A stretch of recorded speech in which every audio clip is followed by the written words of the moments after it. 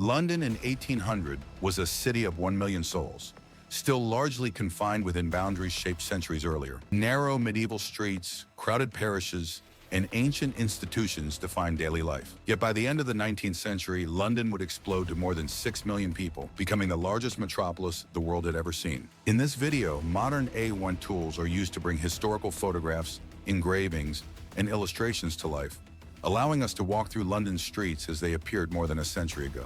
This is the story of 19th century London, the beating heart of an empire that ruled nearly a quarter of the globe, the world's largest city. In 1825, London officially became the largest city on Earth, and it never looked back. Over the next 90 years, its population surged from 1 million to over 5.5 million.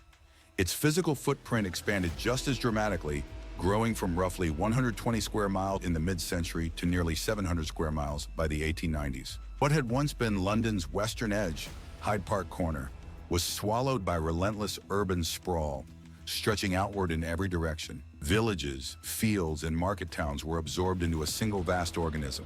London was no longer just a city. It was a system, capital of global finance. At the center of this system sat the City of London, the square mile that orchestrated global trade. By the mid-19th century, it housed more than 80 banks, hundreds of stockbroking firms, and over 1,000 merchant houses. The Bank of England held over 20 million pounds in gold reserves by 1862. Each day, millions of pounds changed hands within walking distance. From these offices flowed the capital that built railways in Argentina, financed mines in Australia, and sustained plantations in India. While Britain's empire stretched across continents, London pulled the financial levers that kept it running. The docks, arteries of empire. Nowhere was London's imperial power more visible than along its docks. The West India docks, opened in 1802, could moor 400 ships at once and store over 1 million tons of goods. By 1880, London's port handled 8 million tons of cargo annually, 10 times what it managed at the century's start. The Royal Victoria Dock, opened in 1855, stretched over a mile long, lit by hydraulic power, and connected directly to the railway network. These docks were not just infrastructure, they were the arteries pumping the lifeblood of empire. But this prosperity cast a long shadow. Slums and survival. Barely a mile from glittering financial offices lay some of the worst poverty in Europe. St. Giles, known simply as the Rookery, was London's most notorious slum. In the 1850s, a single street could house thousands of people in crumbling tenements riddled with open sewers. By 1881, London's East End held over 1 million residents. 1/3 lived in extreme poverty. Life expectancy for laborers hovered around 19 years. Child mortality in some districts reached 20%. These conditions were immortalized by Charles Dickens, whose novels like Oliver Twist exposed the brutal realities hidden behind the empire's wealth. A city poisoned by its own growth. London's rapid expansion created a sanitation catastrophe. More than 200,000 cesspools dotted the city, many overflowing. Raw sewage flowed directly into the River Thames, the same water source used for drinking. Cholera outbreaks struck repeatedly in 1832, 1849, 1854, and 1866, killing tens of thousands. Then came the summer of 1858. The Great Stink. Heat intensified the stench of the Thames so badly that Parliament was forced to suspend sessions. Finally, decisive action followed. Engineering a solution. Engineer Joseph Bazalgette designed a revolutionary sewer system. Over 1,300 miles of tunnels and pipes beneath London. When completed, cholera deaths collapsed almost overnight. Bazalgette's system still serves London today, a Victorian achievement silently supporting modern life. Transporting millions. London also pioneered urban transport. Horse-drawn omnibuses appeared in 1829, soon numbering in the thousands. The iconic hansom cab followed, with over 10,000 operating by century's end. But the true revolution happened underground. In 1863, the Metropolitan Railway opened. The world's first subway. Steam locomotives hauled wooden carriages through brick tunnels, dug using the cut-and-cover method.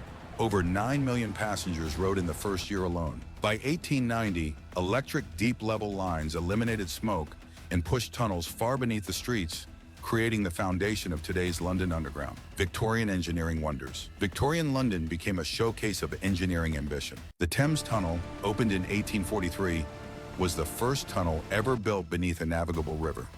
It took 18 years to complete through floods, gas leaks, and tragedy. The Tower Bridge, completed in 1894, solved an impossible problem, allowing ships to pass while connecting the city. Its bascules could rise in minutes using hydraulic power.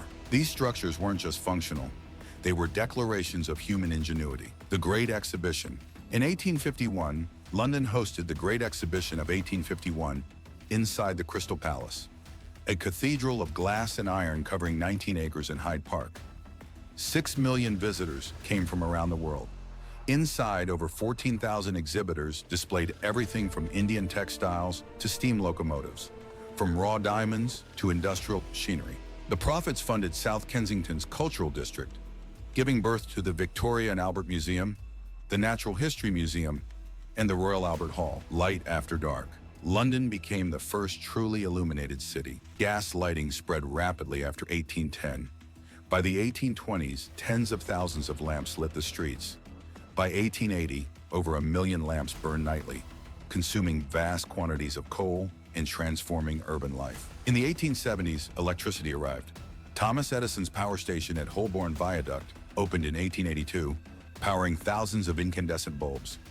London earned a new reputation, a city that never slept, a global city of immigrants. As the empire's capital, London drew people from across the world. Irish refugees fleeing famine made up nearly 20% of the population by mid-century. Eastern European Jewish communities settled in Whitechapel and Spitalfields. Italians formed enclaves in Soho and Clerkenwell. Chinese sailors established London's first Chinatown and Limehouse. This diversity created a cosmopolitan metropolis unlike any before it. Culture and control. By 1899, London hosted over 60 theaters and hundreds of music halls. Museums like the British Museum became temples of knowledge and imperial collection. But order was enforced by the Metropolitan Police, founded by Robert Peel. Governance evolved with the creation of the London County Council in 1888. Railways and restructuring. Railways reshaped London forever. Great Termini, Paddington, King's Cross, St. Pancras, Euston, connected the capital to the nation. But construction displaced thousands of working-class families. At the same time, cheap rail travel allowed workers to escape to new suburbs, while the middle class fled even farther. London was no longer just growing. It was reorganizing life itself. Conclusion. By 1900, London had been utterly transformed. What began as a medieval city of 1 million had become the world's largest modern metropolis. Its sewers, railways, bridges, and institutions still shape daily life today. Victorian London was not just the capital of an empire. It was a laboratory of modernity, where the future city was invented through ambition, error, and human cost. And in many ways, we still live in the London the Victorians built. If there's another city, another era, or another moment in history you'd like to see brought back to life, let me know in the comments. I'd love to continue exploring the past with you.